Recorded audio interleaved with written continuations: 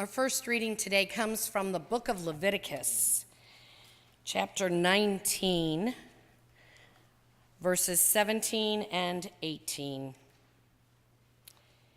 You shall not hate in your heart any of your kin. You shall reprove your neighbor, or you will incur guilt yourself. You shall not take vengeance or bear a grudge against any of your people, but you shall love your neighbor as yourself. I am the Lord. This is the word of the Lord. Thanks be to God. Our second scripture reading today, it comes from Matthew chapter 5, verses 38 to 48. This is the last part of chapter 5 that we are in the Sermon on the Mount. Jesus says, "You have heard that it was said, an eye for an eye and a tooth for a tooth, but I say to you, do not resist an evildoer. But if anyone strikes you on the right cheek, turn the other also. And if anyone wants to sue you and take your coat, give your cloak as well. And if anyone forces you to go 1 mile, go also the second. Give to everyone who begs from you, and do not refuse anyone who wants to borrow from you. You have heard that it was said, you shall love your neighbor and hate your enemy. But I say to you, love your enemies, and pray for those who persecute you, so that you may be children of your Father in heaven. For he makes his sun rise on the evil and on the good, and sends rain on the righteous and on the unrighteous. For if you love those who love you, what reward do you have? Do not even the tax collectors do the same? And if you greet only your brothers and sisters, what more are you doing than others? Do not even the Gentiles do the same? Be perfect, therefore, as your heavenly Father is perfect." This is the word of the Lord. Thanks be to God. I want to welcome all of the families that might be here through Faith Community Homes. Thank you for coming and being with us this morning. And because you haven't been here, we do sermon series in this church, and we've been doing a sermon series called The Way, which basically works our way through Jesus' Sermon on the Mount, which is comprised of basically 3 chapters from the Gospel of Matthew. So as we work our way through each week, we look at a teaching, an Old Testament law, and then we look at Jesus' commentary on that law in the New Testament. And today we have come to what is perhaps the most important and the most profound of all of Jesus' teachings, his commandment that we should love our enemies. So to begin this off, I'd actually like to begin by defining that word enemy for a second. The word enemy comes from the Latin root inimicus, which is actually the combination of 2 separate words, en meaning not, and amicus meaning friend. So literally, an enemy is not a friend. I know that is revelatory and shocking to all of you in here, but I bring up that root for a very specific reason. You all have a lot of people who are not friends to you, but that does not necessarily make them your enemy, now does it? No, an enemy is someone who treats you a particular way. An enemy is someone who exhibits hostility towards you. Indeed, I think a true enemy is someone who sees your presence in their life as an offense to them and actually is actively working to remove your presence from their life. Now, you can't really feel this way towards someone unless you have a very specific emotion going on. And that emotion is what? You all know it? Hate, right? You have to hate someone. Now, hate, that's a very powerful word, isn't it? When you hate someone, that means when you look at them, you feel a total and complete absence of love. That's what hate means. So when somebody hates you, they have 2 options at their disposal. The first option in dealing with you is that they're going to try to minimize your existence. They're going to try to overpower you. They're going to try to control you. They're going to dominate over you so you can exert very little influence over your life. I remember when I first got to high school. My high school back in Virginia, it began in 8th grade. So I went 8th grade to senior in high school. And I was in one of my classes, and there was this kid in there who was much older than us. He was like a sophomore or a junior, so that tells you that he had not made it super far if he was in a class with 8th graders. So we get to this class, and for whatever reason, he zeroes in on me as the person who he hates. And by hate, I am not using that word lightly. He made it his life's goal to beat me up. That kid was never in class, but man, did he know where to find me after school. He had like a magnet. He knew what he was doing. And so every day after school, this guy would follow me home, trying to catch me by myself so he could beat me up. Now, what that did to me is it caused me to totally rearrange my life because this guy was so crazy. I couldn't walk certain places. I was always watching my back. I was always scared that he was going to show up somewhere where I might be. Now, eventually, the situation did resolve itself because he just dropped out of school and disappeared.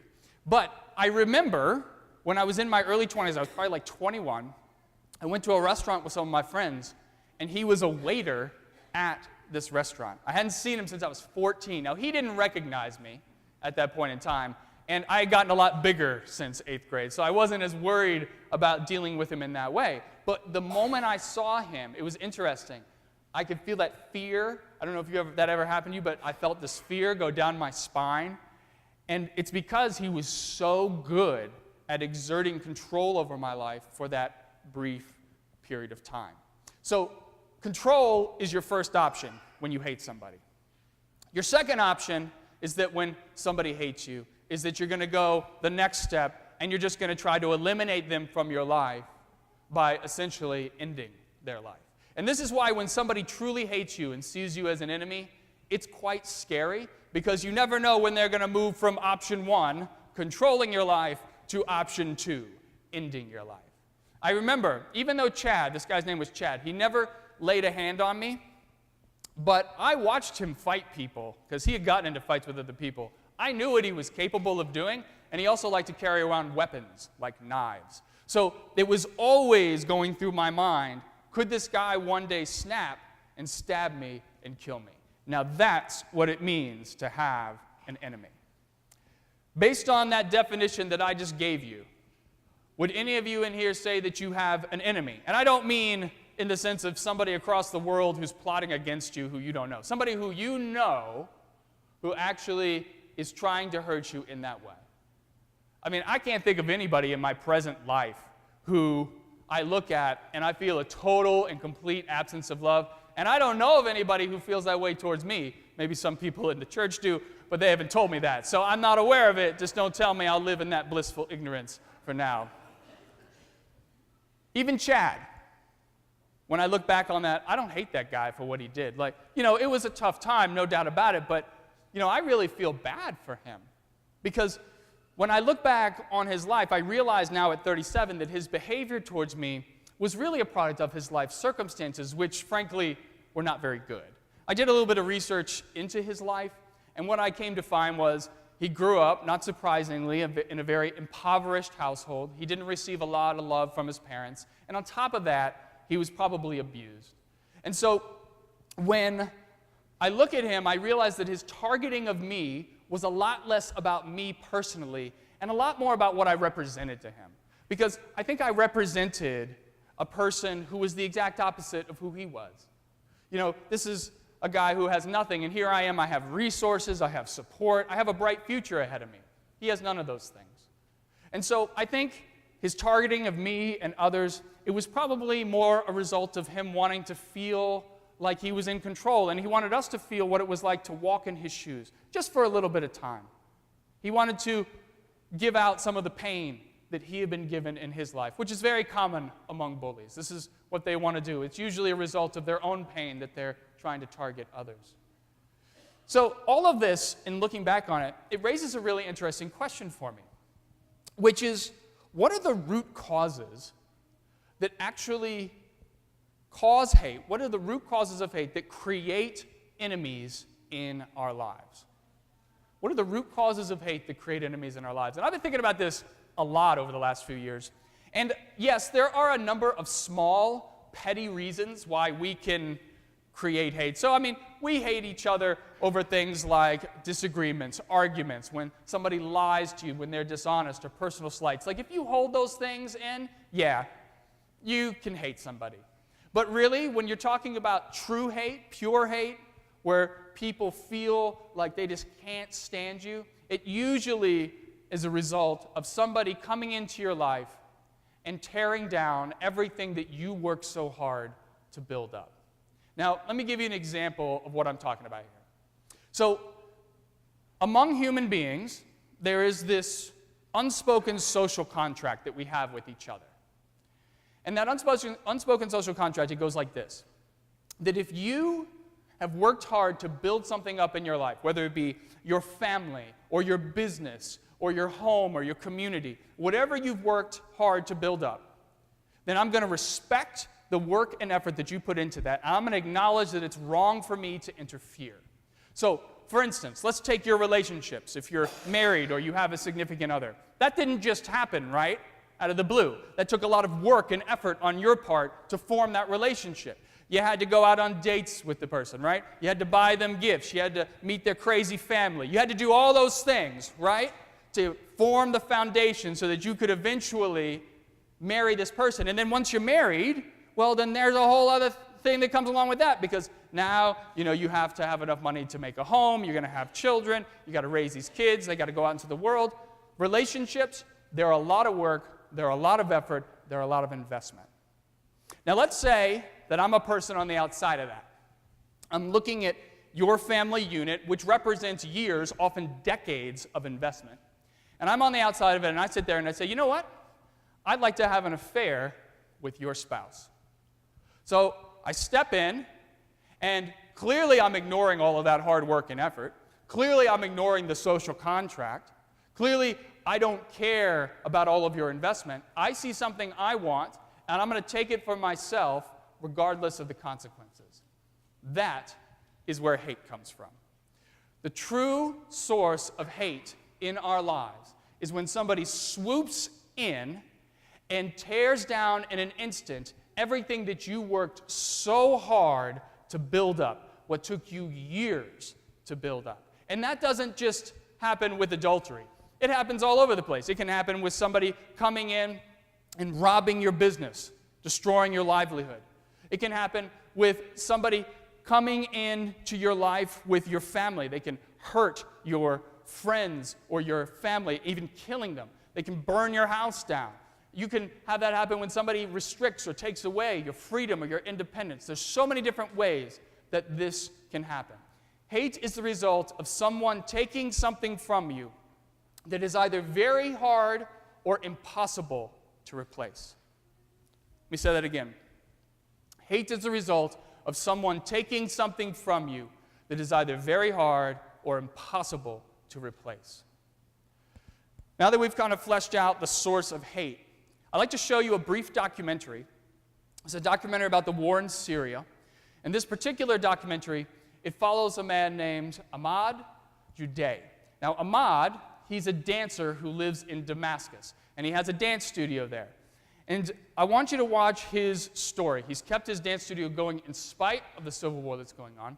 And I think his story is one of the best examples of what it means to have something taken from you that you cannot get back. So let's take a look.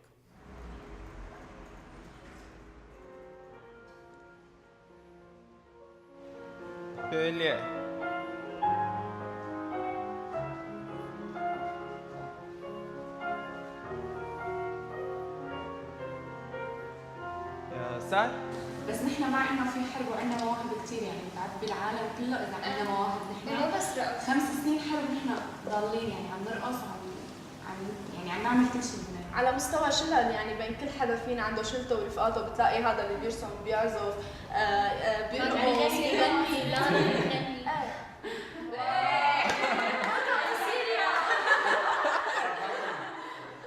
The electricity went off. Yes. It's a 3.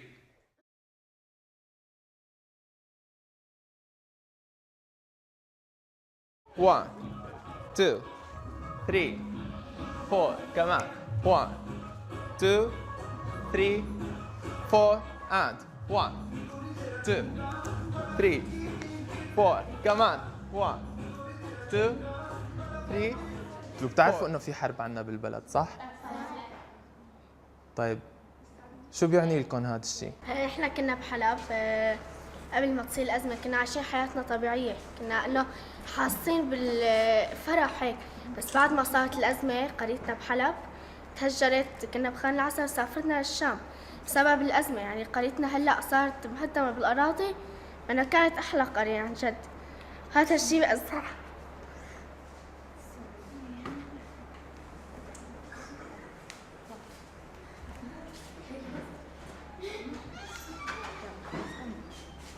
اوكي هلا انت منيحة وانت عايشة واهلك هلا بالجنة اكيد، ونحن لازم نكون قوايا نورجيهم انه نحن عايشين حياة حلوة بغض النظر عن الأزمة اللي عم تصير لولادنا.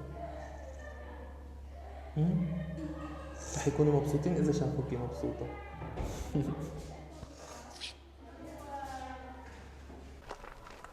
I lost 5 members of my family here.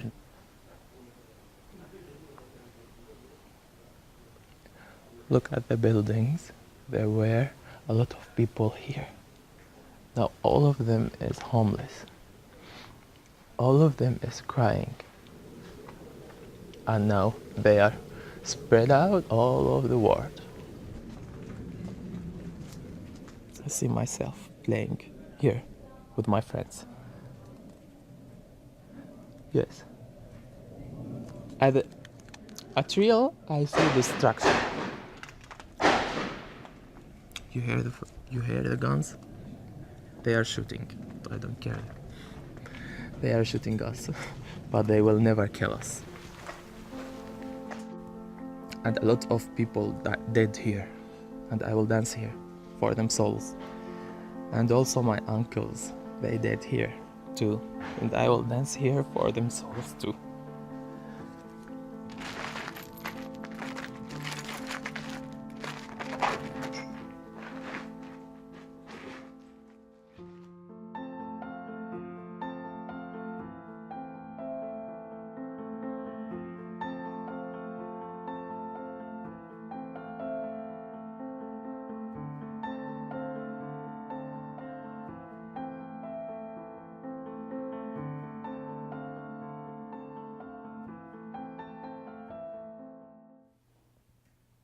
Now, I don't know about you, but if anybody has a right to hate, I would say it's Ahmad, losing 5 members of his family, or that little girl who was orphaned by the war.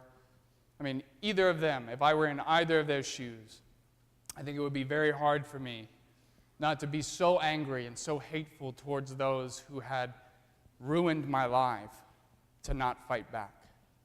But yet, when you look at them and what they're doing, they're making a choice. They're actually living the way Jesus talked about in the scripture that we read. Jesus says that when somebody strikes you on the right cheek, turn the other also. They're living that way, which is an amazing thing. And Ahmad, rather than striking back with hate or with weapons, he chooses to dance. And he chooses to love those who are suffering from the wounds of war. Ahmad is on the path to living out one of Jesus' most profound commandments. He says, "You have heard that it was said that you shall love your neighbors and hate your enemies. But I say to you, love your enemies and pray for those who persecute you." Now, Ahmad, he's following the first part of this because he has clearly chosen not to hate his enemy, which I think is probably more than many of us in here could actually manage if we were in his shoes. But Jesus is asking Ahmad to take it one step further. Jesus is saying that he wants him to love those people who are responsible for the deaths in his family, and that he wants Ahmad to pray for those who continue to seek out his death. So you heard in there, right? You heard the gunshots? They were shooting at them. They were too far away to hit them, but they were being shot at in that interview. So Jesus wants Ahmad to pray for those people. Now, if that sounds impossible to you, it gets even harder because the Greek word that Jesus uses for love in this passage, it's agapo, or the way that we're used to hearing it is agape, which is literally translated as unconditional love. So when Jesus says that he wants you to love your enemy, he's not using that word love lightly. When you love somebody without condition, that means there is nothing that person can do to stop you from loving them. And an enemy, by definition, is someone who is doing everything in their power to stop you from loving them, right? And so, as crazy as it sounds, this particular commandment of Jesus, this is the linchpin around which every single piece of the gospel is built. This is it. If you understand this, then you understand everything that he is trying to do in the world. Because what he's asking here, this is quite unique. If you look at all the religions in the world, there are many religions that tell you not to hate your enemy. That's out there. You'll find that. There are no religions, however, that tell you that you should love your enemy, particularly loving your enemy unconditionally. No. He doesn't say that you should do that. And so we look today at this Leviticus text, and this is proof of this. So Leviticus, that's the Old Testament. This is the Jewish law, and it says that you're not allowed to hate anybody who is part of your own kin, part of your own family. You're not allowed to hate them. Now, when you look at this, you see, you shall love your neighbor as yourself. The definition of neighbor is anybody who is your own family. So if you're an Israelite, it's a sin for you to hate another Israelite. But anybody outside of that, the implication is they're open for hate, particularly your enemies.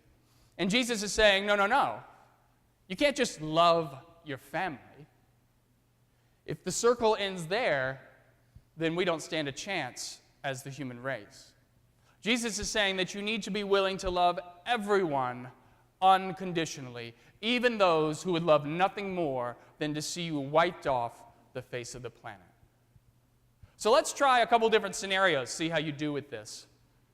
Let's say that your son or your daughter, that they were at a nightclub, they were out dancing, and then a guy comes in with a machine gun and shoots them and kills them as he's spraying into the crowd. Do you think you could love that man with unconditional love? Or what if your brother or sister happened to be at a Bible study at a church and a white supremacist walks in and shoots them with a hollow point bullet? Do you think you could love that white supremacist with unconditional love?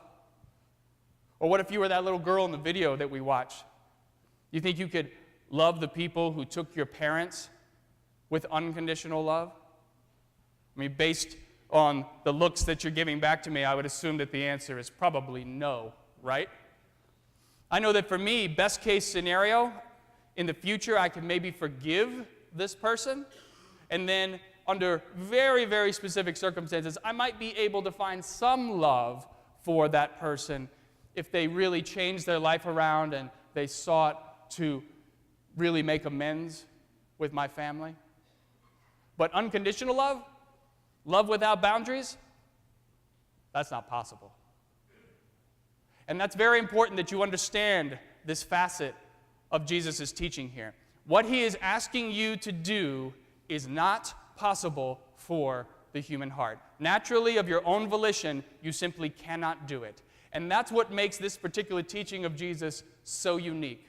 Unlike all the other teachings that we've encountered up to this point in the Sermon on the Mount, you cannot do this one by concentration of will and focusing on it. You can't work at loving somebody unconditionally who has hurt you in such an extreme way. The only way that you can do it is by having God's love in your heart. And so this is where Jesus' Sermon on the Mount, it takes this very interesting turn. Because in truth, if you look at the whole Sermon on the Mount, you could actually strip God out of that entire thing. You could literally strip God out of it, and you could do most of those things on your own. But this one, you can't do it on your own. It's not possible. It is not true to the nature of human beings to be able to love your enemies, people who have hurt you in that way, unconditionally. The only way you can do it is by receiving that love from God and giving it to others. And so here, I want you to just hear this. This is very important. If you're a Christian, and not everybody in here maybe identifies that way, but if you identify as a Christian, and you say, yes, this is how I'm going to build my life, then this particular commandment is important because this is the pinnacle of what it means to actually identify as a Christian. So if you're going to be able to do this, you actually have to understand what God's unconditional love is like in your life. If you have not experienced that unconditional love, then you have no capacity to give it away. And so the question that obviously comes out of this is, Well, how do I have an experience of God's unconditional love? And I wish that there was some formula that I could give to you where it's like, well, do A, B, C, and then it'll just happen, and it's no problem, right? But it doesn't work that way. So I can only tell you about my own experience of it, because my own experience, I think, is true to what a lot of people experience. So there was a certain point in my life where I was going through, and I came to this realization that I was limited in who I was as a person, that as a human being, I figured out I have limitations. And of course, everybody understands that. I mean, there's not a person in here who doesn't understand they have limitations. But where it struck me was that I realized that I was limited in my ability to love myself and to love others. That ultimately, when it came down to it, I did not have the capacity to do that in and of myself the way that I needed to. And so because of that, at the time, I started looking for other sources. And when I eventually read this particular text, it transformed everything for me, because this is what helped me to understand why my love wasn't quite enough. Now, I don't want you to hear me as saying that the love that you have in your heart, that can't do anything. That's not true. Human love can do a lot. We can do a lot with what we have naturally inside of us. The problem is that our love can't technically change the world in the way that Jesus is asking us to. And for proof of this, you just have to look around at the world that you see. I mean, if our love was enough, then people wouldn't suffer needlessly all the time, and the most vulnerable in our society wouldn't fall through the cracks. That wouldn't happen if our love was enough, because we wouldn't allow it to happen. But it happens all the time. I mean, it's just part of the society we live in, because our love is not enough to deal with all of those things. We simply cannot do it. And so this teaching, what it does is it tries to draw that out for you so that you can accept that fact about who you are. Because think about what Jesus is saying right here. Just follow the logic for a second. Jesus comes to you and says, I need you to love your enemies unconditionally. And you say to Jesus, I don't know if I can do that. And Jesus, he comes back to you and he says, but that's the kind of love we need if we're going to change the world for the better. And you say to Jesus, but I don't think that kind of love exists inside of my heart. And Jesus says, exactly. Exactly. I know it doesn't. But you know where it does exist? It exists inside of God. And if you desire that love, if you want that love in your life, then you're going to have to open your heart and allow God in. And the only way that that can happen is by you recognizing that your love, as wonderful and as amazing as it is not quite enough. And so my hope for you today, as you leave from here, is that you actually might take this teaching very seriously. I hope that you would look at it and say, yes, that's something I want to do in my life. I want to love my enemies and to pray for those who persecute me. But in wanting to do this, you have to recognize that you personally do not have the capability to do this on your own. And that's okay. Because even though you do not possess the capability, God does. And God can give that to you if you so desire it. And so if you're willing to open your heart and allow God in, that is the key to being able to change the world in the way that Jesus is asking us to change it. We can make a difference in this world, and we can change it for the better, but you have to have that love so that you can give it away to those in the world. In our community here, this is something that we work towards all the time. For those of you who haven't been here, we have a little saying. It's our tagline. We wear it in bracelets. It's choose love, be the light, change the world. That's what we say here. We say it at the end of every service. Choose love, be the light, change the world. And when we say choose love, we don't mean human love.